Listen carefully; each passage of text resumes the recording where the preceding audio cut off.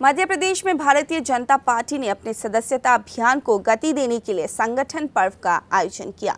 भोपाल के टैगोर मंडल के बूथ क्रमांक 111 पर आयोजित इस कार्यशाला में मुख्यमंत्री डॉक्टर मोहन यादव ने कार्यकर्ताओं को संबोधित किया।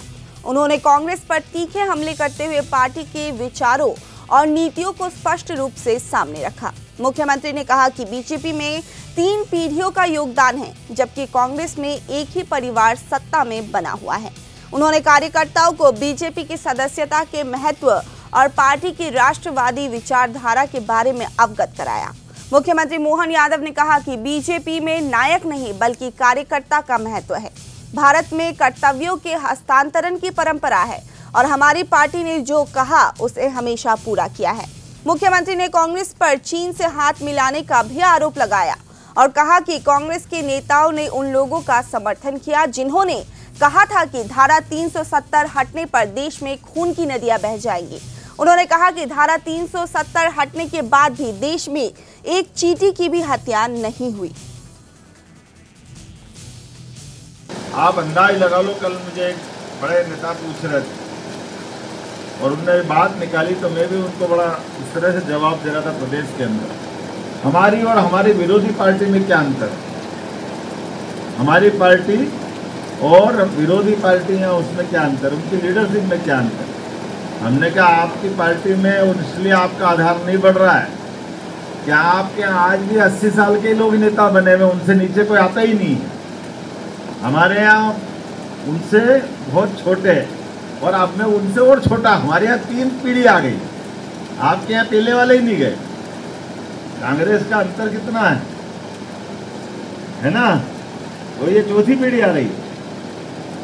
देखो आप, तो ये जो अंतर है कि हमारे यहाँ नए खून की महत्ता है, नए कार्यकर्ता की महत्ता, काम को सहजता के साथ हस्तांतरित करने की परंपरा है। ये परंपरा हमारे यहाँ, और मुझे इस बात की प्रसन्नता है कि भारतीय जनता पार्टी एकमात्र पार्टी है जिसकी विचारधारा भी अगर फैलने लगी है। कितना पहला उदाहरण अपना है सामने। हमने कहा कि हम राष्ट्रवादी विचारों के लोग हैं, तो राष्ट्रवादी हमारी 5 निष्ठा में से पहली निष्ठा राष्ट्रवादी विचार की, और राष्ट्रवादी विचार की केवल बात नहीं करते। जब हमारी 5 लोगों ने मिलकर जनसंघ की स्थापना करी, कितने लोग थे?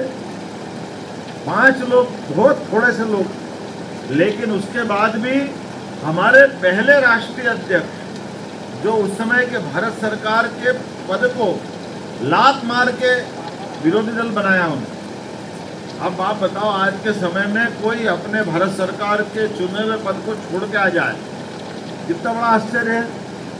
लेकिन हमारे पहले अध्यक्ष डॉक्टर श्यामा प्रसाद मुखर्जी, जिन्होंने अपना मंत्री पद छोड़ा और कहा कि धारा 370 गलत है, जम्मू कश्मीर के अंदर देश की आज़ादी के बाद सभी राज्यों के अंदर मुख्यमंत्री और प्रधानमंत्री का पद रहेगा, हमारा राष्ट्रीय ध्वज तिरंगा एक ही झंडा रहेगा, हमारे अपने राष्ट्रगीत एक ही रहेगा, कानून एक रहेगा। ये होना चाहिए कि नहीं होना चाहिए? लेकिन दुर्भाग्य से आज़ादी के समय जम्मू कश्मीर को ये विशेष सुविधा दे दी कांग्रेस ने, धारा 370 लगा करके। वहाँ तीनों चीज़ अलग।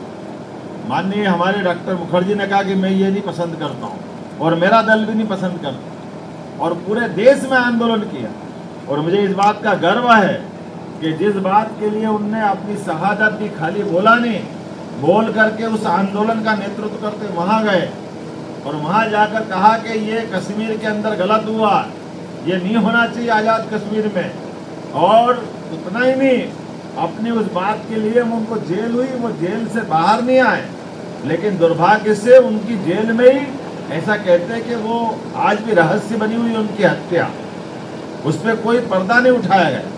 लेकिन चाहे हमारे व्यक्ति ने अपनी शहादत दे दी, बलिदान हो गया, लेकिन उनने इस बात को स्थापित किया कि भारतीय जनता पार्टी, इसके वाली पहले वाली जनता पार्टी या जनसंघ जो कहती है वो करके दिखाती है। इस देश के लिए अगर जान की जरूरत है तो जान देने के लिए अगर आगे बढ़ने का कोई रिकॉर्ड बनता है किसी एक पार्टी का, वो भारतीय जनता पार्टी, जिसका अपना राष्ट्रीय अध्यक्ष अपनी शहादत देता है। ये